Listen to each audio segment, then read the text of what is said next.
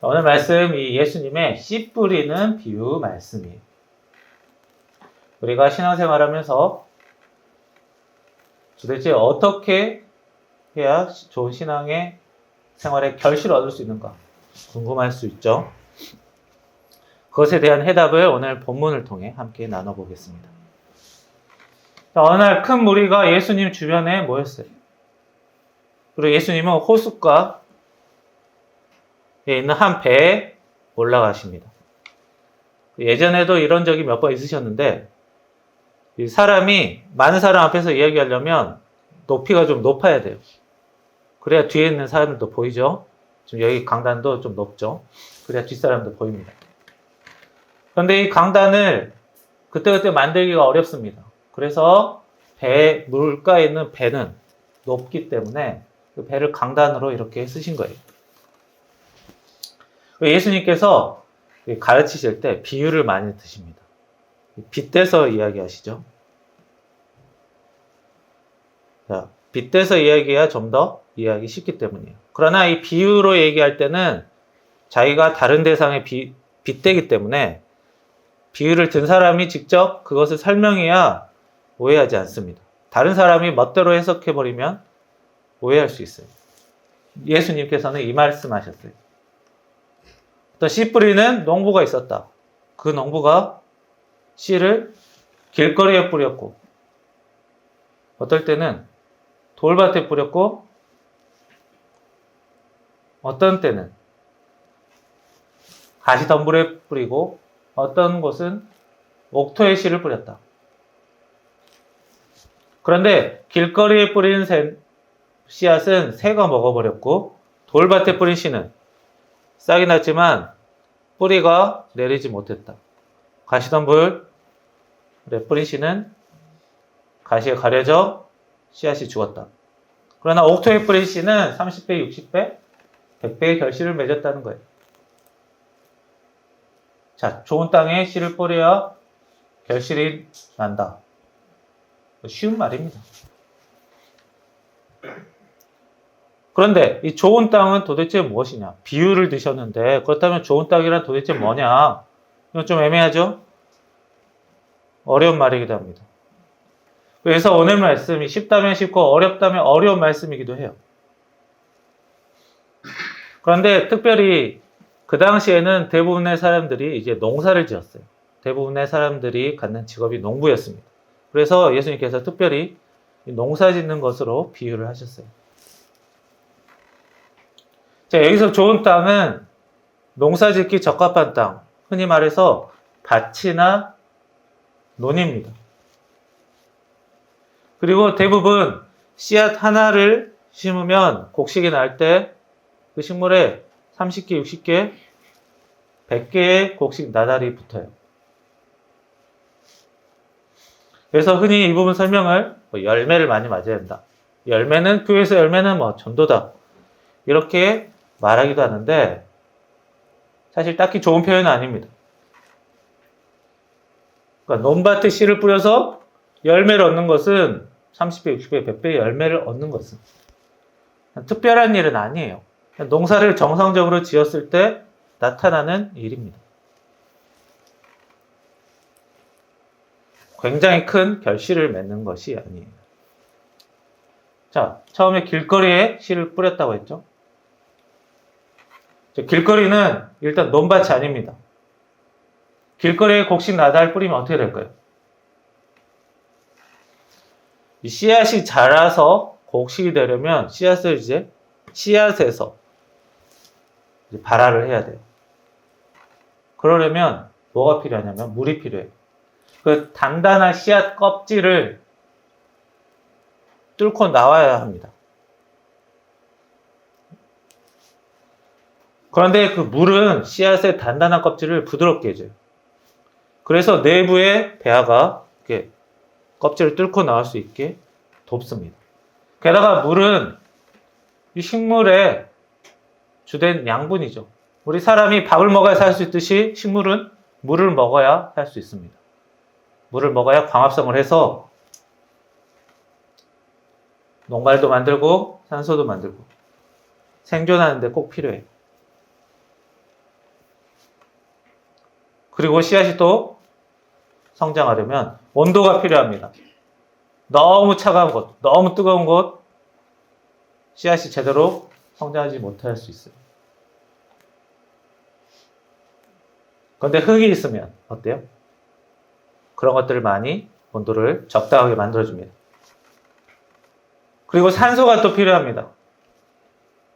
그래서 콘크리트 같은 곳에 씨앗을 넣어놓고 산소를 차단하면, 그리고 아니면 물속에 씨앗을 넣어놓으면 어때요? 대부분 씨앗을 트지 못합니다. 적절한 빛도 있어야 되고 적절한 어둠이 필요하게 돼요. 그리고 흙도 필요하죠. 흙으로 덮어야지 천적들이 씨앗을 먹거나 물에 떠내려가거나 손실되는 것을 막을 수 있습니다. 그런데 이런 것들이 길거리에는 없어요. 길가에는. 흙도 없고 물도 없고 많은 사람들이 돌아다니기 때문에 길거리에 씨앗 한 줌 뿌려놓으면 어때요? 다음날 가면 없습니다. 다 이리저리 흩어져 버려요. 워낙 씨앗이 자라기가 어려운 환경입니다. 그러면 돌밭은 어떨까요? 돌밭은 이 논밭에 돌이 듬성듬성 있는 게 아니라 그냥 돌덩이 위입니다. 돌 위에 씨앗을 놓은 거예요. 물을 안정적으로 받지 못하고 씨가 보호되지 못합니다. 뿌리를 내리지 못해서 성장에 막히죠. 가시떨기 위에 떨어진 씨앗도 돌보다는 낫겠지만 씨앗을 트이면서 그 뿌리들이 손상돼요. 성장에 어려움이 있습니다. 사실상 어려운 이야기도 아니에요. 자, 그러나 논밭에 심으면 정상적으로 30배, 60배, 100배의 결실을, 정상적인 곡식 열매가 맺는다라는 말입니다. 그런데 이 비유를 어떻게 했는지 예수님께서 친히 설명을 하세요. 어떻게 설명하셨냐면, 길가에 뿌린 씨앗은 하늘나라의 말씀을 듣고도 깨닫지 못한 사람, 이해하지 못한 사람, 아니면 거부하는 사람, 이런 사람은 길가에 뿌려진 씨와 같은 사람이라고 예수님이 친히 설명을 하십니다. 그리고 돌무더기에 뿌려진 씨는 사람이 하나님의 말씀을 받아들일 때 받긴 해요. 그러나 뿌리가 없어서, 뿌리를 내리지 못해서, 고정되지 못해서 그 말씀이 오래가지 못해요.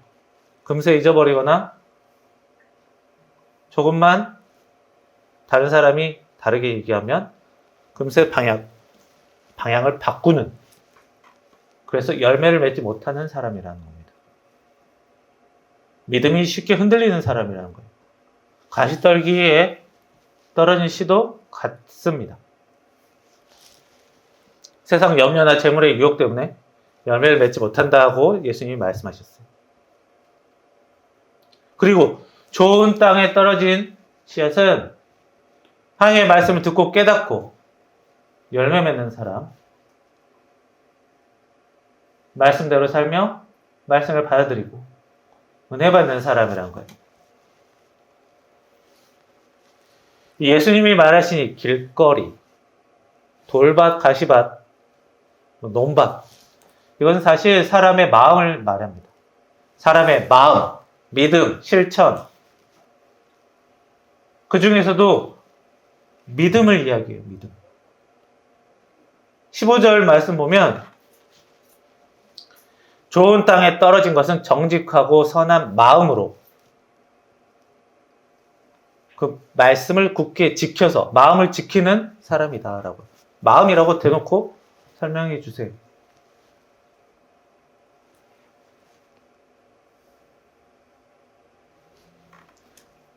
말씀에 대한 믿음을 예수님께서 말씀하신 거예요.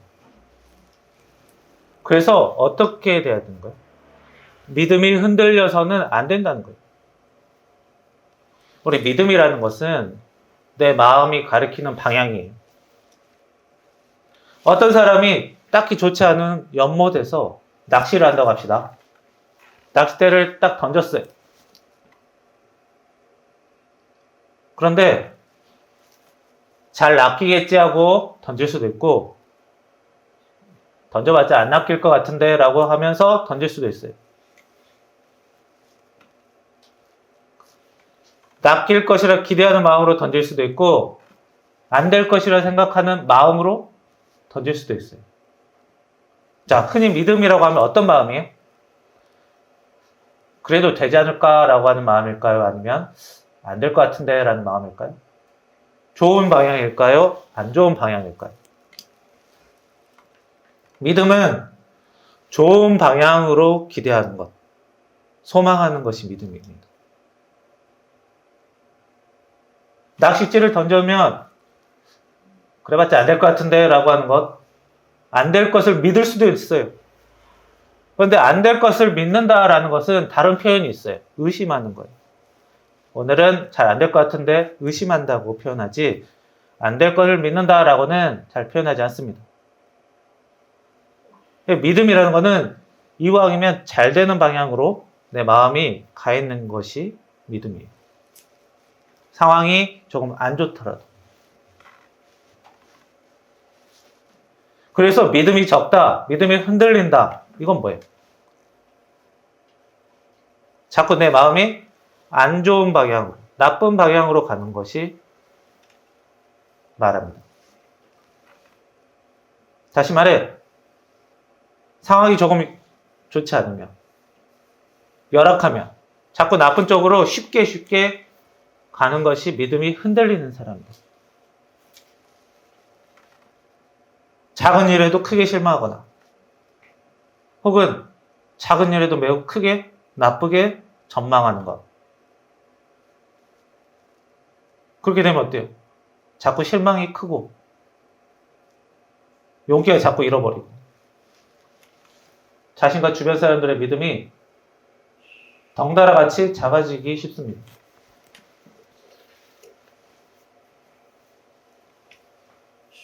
그에 반해 강한 믿음 뭐야? 자꾸 나쁜 쪽으로 안 가는 것을 말해요. 자, 믿음이 약해지고 믿음이 자꾸 흔들리는 것은 어느 정도 자기가 극복해야 합니다. 오늘 말씀에 특별히 예수님께서 뭐라고 하셨냐면,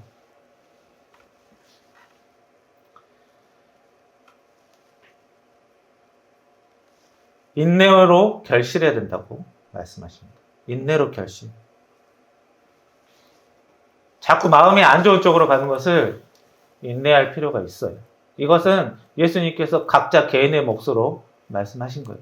오늘 본문에 있죠. 길거리에 놓인 씨처럼 좋지 않은 상황 때문에 자기 믿음이 약해질 수 있어요. 직장이 어렵고, 가정에 문제가 있고, 진로나 전망이 불안하고, 건강이 안 좋고, 갑자기 사고가 나고, 누구나 믿음이 약해지기 쉬워요. 그러면 자꾸 안 좋은 쪽으로 치우쳐지기에 마련입니다. 돌박 가시덤불 위에 놓인 씨처럼 기본적으로 우리 사람은 마음이 연약할 때가 많아요. 사람의 마음이 항상 강하기만 한 사람이 어디 있습니까? 그래서 특별한 일이 없어도 믿음이 약해질 수도 있는 게 사람이에요.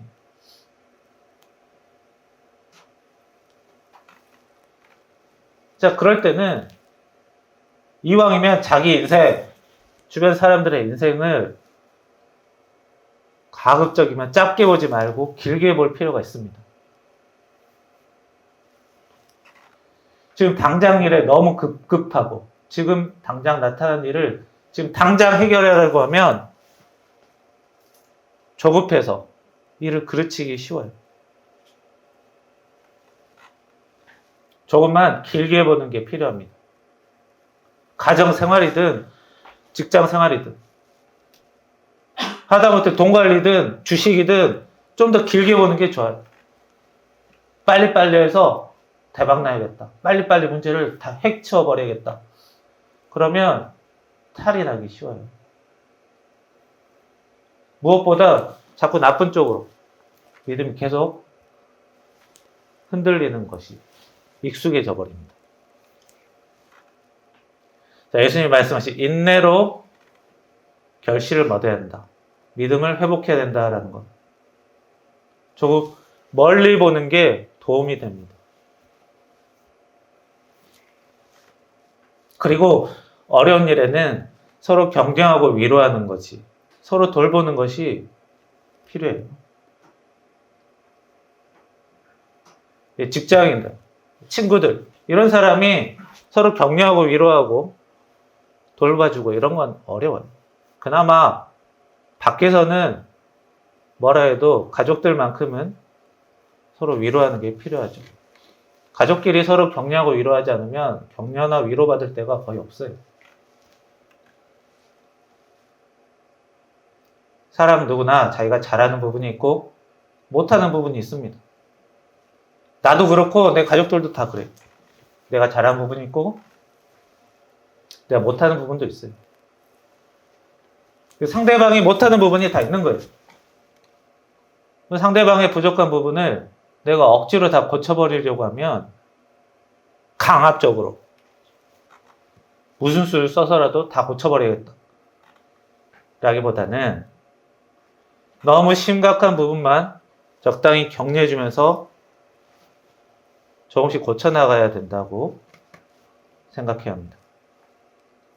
그래서 기본적인 생활, 기본적인 매너 부분만 서로 지키려고 노력하면서 다독이는 것들이 필요해요.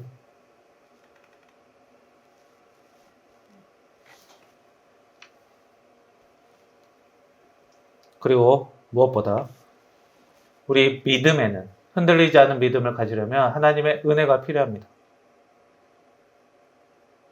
하나님의 은혜는 우리가 기도를 통해 또 사랑을 통해 받아요. 하나님께 기도하면서 자꾸 나쁜 쪽으로 내 마음이 가려는 것을 막아달라고 기도해야 합니다. 그냥 좋은 결과만 바라는 것보다는 자꾸 내 마음이 상대방을 믿지 못하고 나쁘게만 생각하려는 마음을 갖습니다. 이런 마음을 이겨낼 수 있게 기도해달라고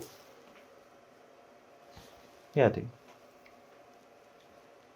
그저 내 마음이 불안하니까 하나님 문제 해결해 주세요 라기보다는 내 마음에 대한 기도를 할 필요가 있어요. 물론 문제가 있을 때 하나님이 그거 해결해 주시면 내 마음이 편해지겠죠. 하지만 자꾸 내 마음이 나쁜 쪽으로 가는 것을 막아주긴 어렵습니다. 막아주진 않아요. 그거는 자기 몫으로 예수님께서 말씀하셨어요. 그리고 사랑으로 기도해야 합니다. 그리고 사랑을 실천하며 서로 격려하고 위로하는 것 살아야 돼요. 못하는 부분에 집중하지 말고 서로 돌보는 일에 관심을 가져야 합니다. 그러면 30배, 60배, 100배의 결실을 주시는 거예요. 자, 보세요. 예수님께서 비유를 드셨는데, 자, 농사를 짓는데 하루에 5시간 일한 사람, 10시간 일한 사람, 15시간 일한 사람이 있다. 누가 더 많이 얻겠느냐? 그렇게 말씀하셨나요? 노력을 더 많이 하라고 하신 거예요, 지금? 자, 씨를 뿌리는데 길가에 뿌리는 사람이 있어요. 너무 못한 거죠.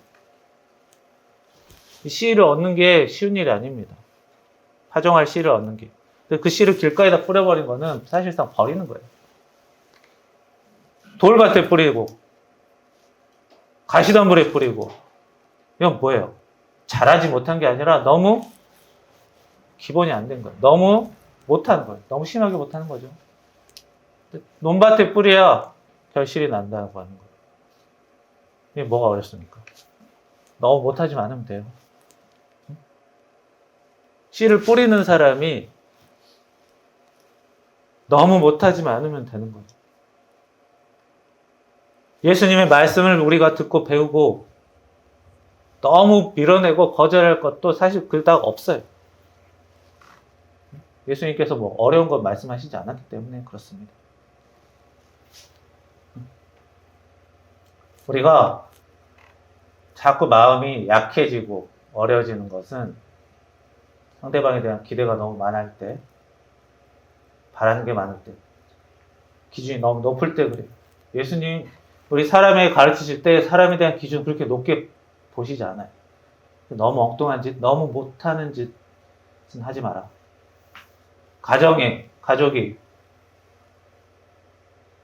가족끼리라는 만큼은 이왕이면 서로 믿어주고, 예수님께서 도와주실 것을 믿고, 그렇게 살면 되는 거예요. 그러면 곡식이 30배, 60배, 100배가 늘어나는 것처럼, 그 씨앗 한 알이 그렇게 커지는 것처럼 하나님의 은혜가 있다는 것입니다. 우리 사람은 환경의 영향을 많이 받기 때문에 자꾸 안 좋은 이야기 많이 듣고, 자꾸 자기 마음이 사람 자체가 연약할 때가 많아서 안 좋은 쪽으로 생각될 때가 많아요.